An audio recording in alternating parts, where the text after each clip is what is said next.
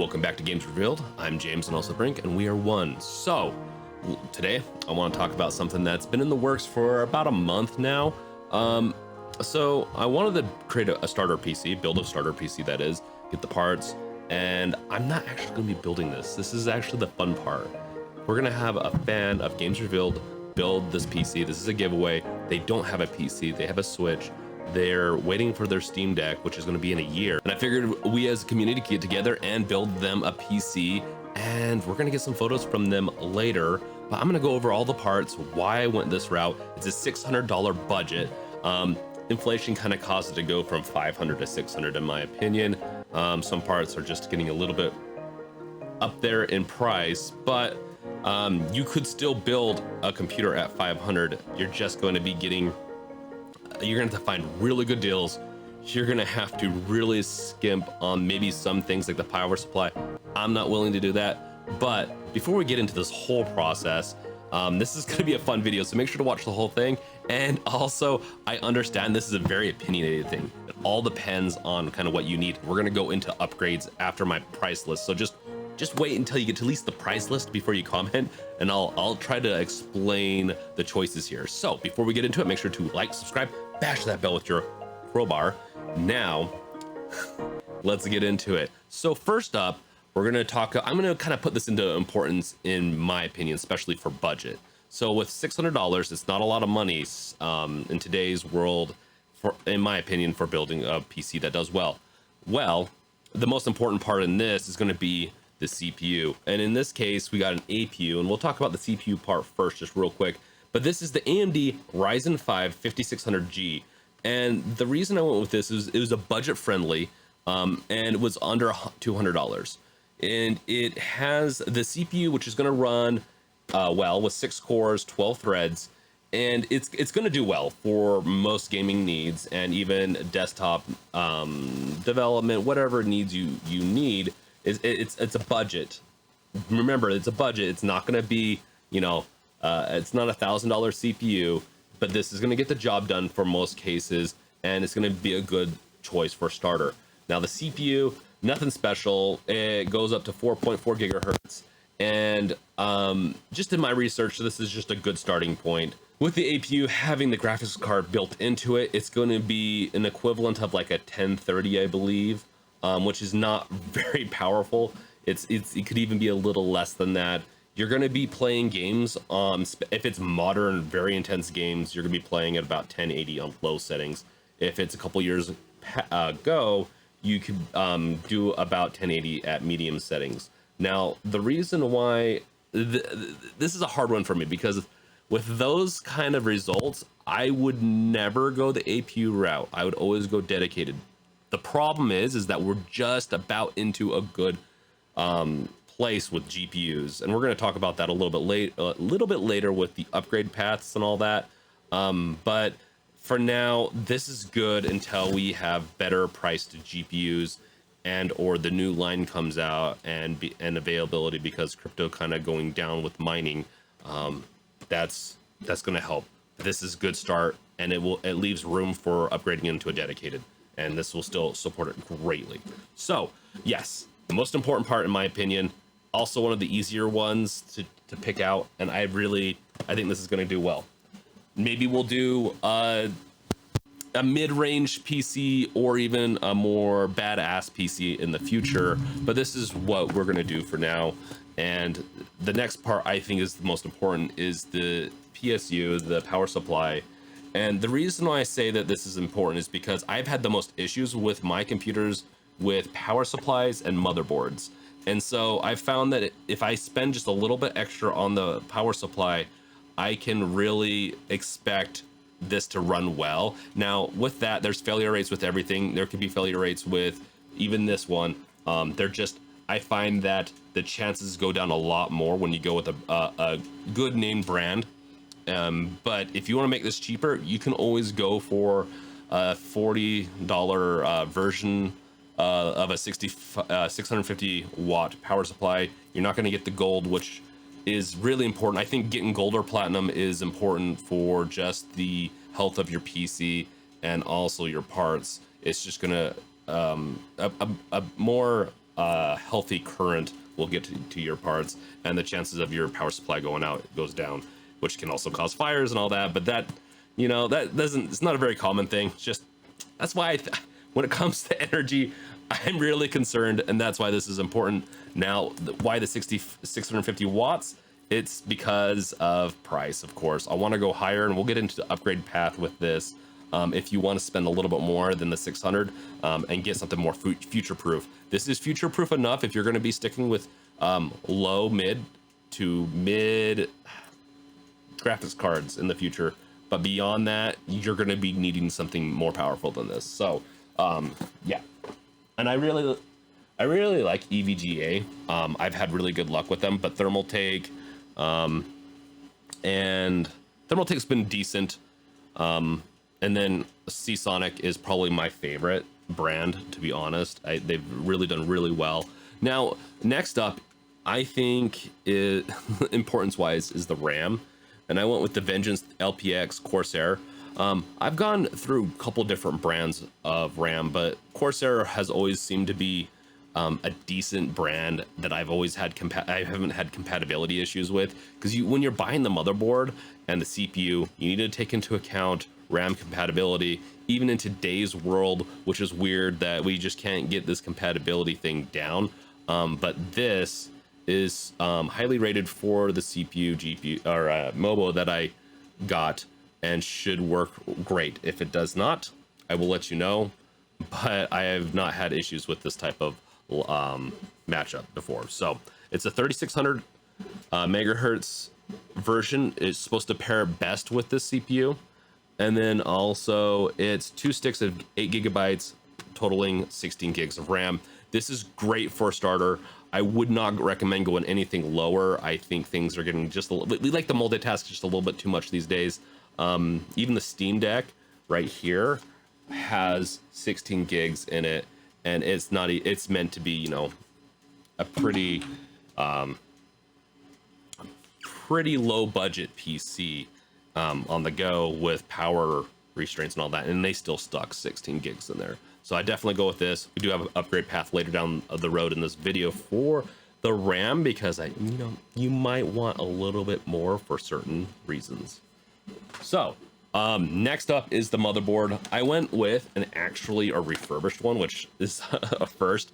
When I was buying these parts, I couldn't get a decent micro ATX motherboard, and so I decided to go with the refurb and give it a try. If it doesn't work out, I'll let you guys know, and I'll replace it on our community members side.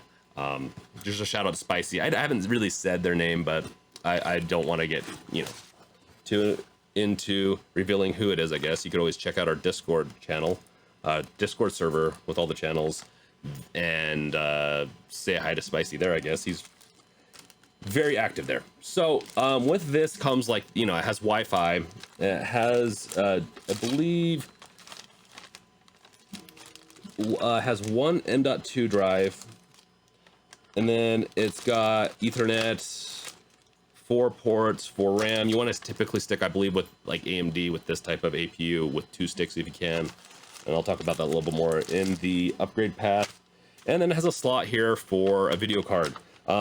I went with a smaller build, partially because the community member wants something a little smaller that's not going to take up their whole room, and also I think they're fun. I like making computers as small as possible. That being said, I will definitely say in the future, if you're trying to build a budget, you might have better luck in just a regular ATX, not a micro ATX, as your options go down quite a bit. And I couldn't get a decent motherboard with Wi-Fi and Bluetooth on it for a decent price. Now, I checked today, it's down to about what this cost refurb. So I have it in the links. All these parts are in the links below. So if you want to buy it or even research it, you're more than welcome. So the motherboard, I find it's because there's so many pieces to this. It's while the CPU is densely complicated, this just has a lot of capacitors, a lot of pieces to it all over that needs to work. So if one of those pops off, it can it can be hard to diagnose. That's why I also go with a little bit, I like going with brands like MSI over some, I don't know, even Asus I've had some issues with. I know some people kind of die by that. I do like my MSI. I've had good luck with Gigabyte. Once again, it's kind of opinion based at times. Sometimes it's not. I get this is the hard part about PC building. I love PC building. I love finding things. People are opinionated on it. Okay, so we got all the parts that are going to go onto the motherboard, except for we're missing one. Okay, and next up is the SSD. This is the M.2 drive, so it just fits onto the motherboard. We only have one for this. Oftentimes you can get motherboards that have two. You can shop around and find something else, maybe that if you want two drives. I try to go with my builds, typically one, and I usually go up into about 1 to 2 terabytes for really serious projects that I'm working on, game development, stuff like that. And I usually do this.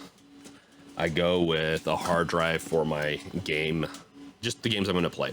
So this right here, this is a 2 terabyte Seagate Barracuda drive, 3.5 inch, and it's 7200 RPM with a 256 megabyte cache, which is going to be just fine. It's going to be fine. Sometimes you can find sales to get the 4 terabyte for close to this price. So if you really have a beefy game collection, maybe you want to go up to the 4 terabyte. But the 2 terabyte should be just fine for a starter PC and hold plenty of games for a good long while.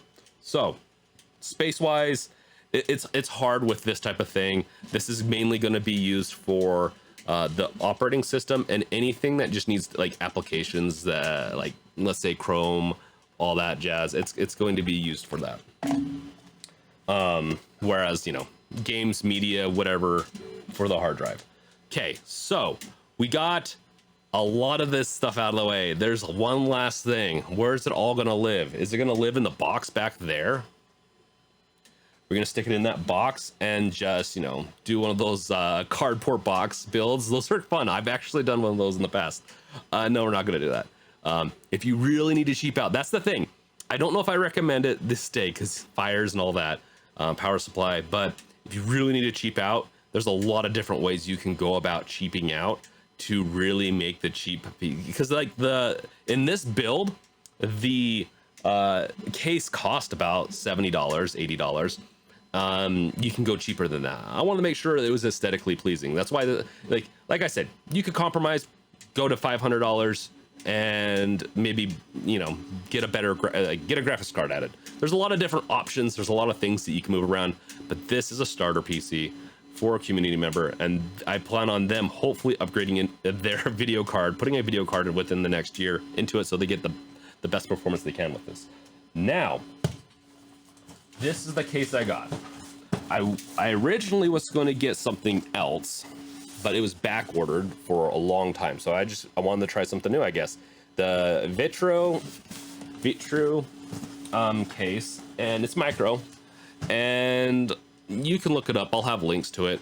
It looks decent enough. It has some RGB fans, and then with that, this isn't included on the price. This is just a present from me to Spicy. He can now set up his with this Coolmaster set up the fan, put the fans in, get a little bit better cooling, but also then code it to one of the colors that are supported by this. So.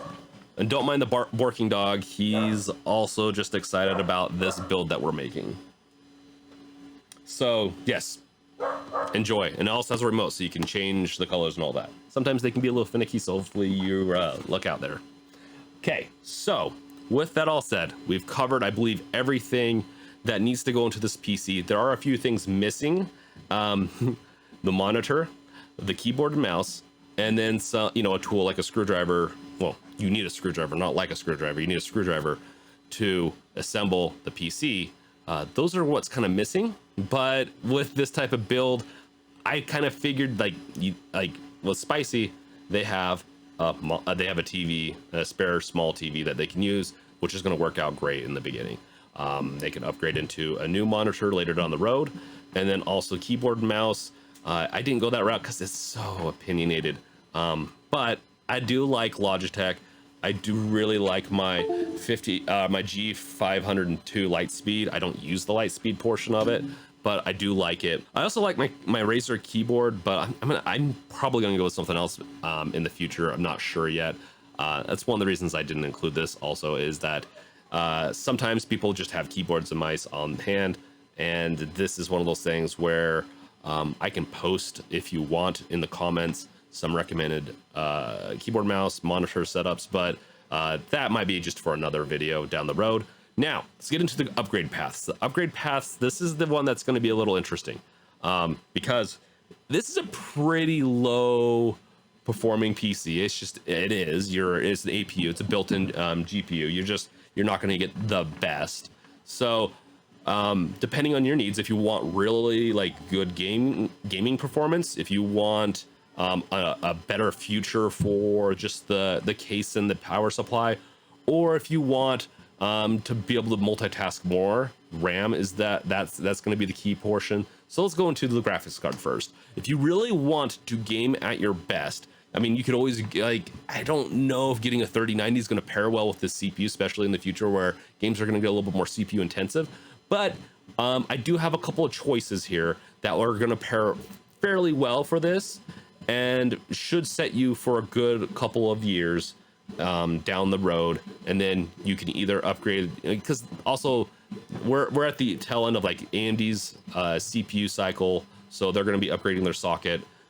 They're also going to be we're getting new video cards this year from AMD and Nvidia, and then there's just a lot of things, and this is the complicated thing. People always say wait until the new thing. Well, the new thing can happen all the time. So like sometimes we can go a couple years without a new video card refresh. Sometimes it can happen really quick. And I feel like in this case, I don't know, maybe I'm going crazy. The upgrade cycle feels a lot quicker now. So if you want to, with the starter PC, you can play games.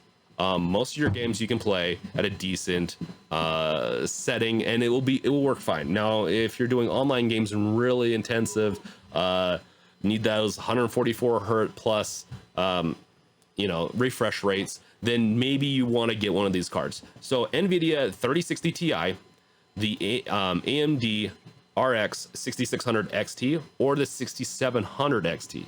They're about $100 to $200 difference depending on how you find the deals and all that. Sometimes there's deals with these, which is weird. With the AMD cards, you will get a better price. I feel like even a better price to performance, in my opinion. Some people might say that's wrong. The 3060 Ti are Nvidia is still a little overpriced. It's going down. I even noticed it with the 3070s and the 3080s, but the MSRP is still a little high for some of these cards. They're valued, like the 3060 Ti and the 6700 X or the 6600 XT is valued around 400 MSRP, where the 3060 Ti is much more expensive than at about $500-600, and then the 6600 XT is about that. So you're going to be getting a better price for that. But that 3600 Ti is a better card all around. Then you go with the 6700 XT, which is closer to the 3600, the 3060 Ti, and that one's still going to be once again $500 to $600. It's in a similar range. They're spec'd similarly. On paper, the 3060 Ti still beats out a little bit, but if you want to pair your AMD CPU with your AMD graphics card, you can always go with the 6700. This could be a whole other video upgrading your graphics card, but any three of those are going to give you great performance. You could get, depending on how you just tweak your graphics setting, you can do competitive gaming with them. You can do potentially even up to, like, I don't know if you wouldn't really get these for 4K gaming, but you could do about 1440 resolution gaming with these, which I kind of just pit at 2K gaming. And you can do those probably at medium to maybe even high on some games. So it will look much better, and I think it would last you for a good long while. Okay, power supply. This is your upgrade path for just if you don't want to get it, like, because the case will last for a long time. You don't need to get a new case for a while. But if the CPU socket changes on these AMDs, which they are going to, but I mean, do you want to wait? I don't think so. And so I would just go this route, then go with 1,000-watt power supply. I will have a link in the description below. I'm choosing EVGA again, but you, once again, Seasonic and some other ones are great. Go with gold or higher, gold or platinum in rated. But yeah, I would really recommend probably going this, out of the 3 upgrades, I'd probably recommend upgrading your power supply to a 1,000 watt. The next generation of graphics cards are much more hungrier when it comes to their wattage, especially NVIDIA, and 1,000 might not even be enough depending on what card you need. But if it's for this spec PC, for not changing anything else, should be fine with 1,000 watt. And then that power supply will last a pretty long while. I find that the power supplies that I've gotten that are good quality, I can usually get 2 builds out of. So I do like going with a good power supply in the long run. RAM wise, now if you're a developer, if you're a game developer, a web developer, game developer, mobile developers, if you just do a lot of multitasking, if you plan on streaming, if you plan on doing a lot of these things, which if you're planning on streaming, make sure to get a better graphics card. I'd probably even bump that up to a 3070 on the graphics card side of things with NVIDIA. But yes, the RAM is going to be important. So you're going to want to go with a 32 gigabyte kit instead of the 16 gigs. That's going to be about almost a double your price, depending on sales and all that. So instead of being around $70, you're going to be spending about $130, $140 for those 32 gigs instead of the 16 gigs. I probably would recommend it still. Once again, it does suck. It's a two-stick kit. I recommend sticking with that type of stuff. It's just a little less temperamental with AMD right now. And with that, those are the upgrade paths. Now, we've talked about everything, I believe, almost. Like, there's a lot to building a PC. And I didn't even build a PC. We're just talking about the parts. This is a fun process, and I know that everyone has their own opinions, and we've come to the time where you can give me your opinion in the comments below. What part would you swap out? What part do you agree with? What PC would you build if it's completely different than mine? And then what do you think the proper price point for a starter PC is without a graphics card? This is kind of a hard one. This was a hard one for me to kind of solidify on, and I don't know if I'm still 100% solid on this, but to be honest, I mean, I have a pretty beastly computer over here, and I'm not even fully sold on some of the stuff I have in it. So I'm always a little bit temperamental with all these things. So I want to know your guys' opinion, and thank you guys for watching. Check out my other videos and check out all the links. I did a bunch of research for this, so please check out those links below, and I'll catch you guys later. Peace out. Later!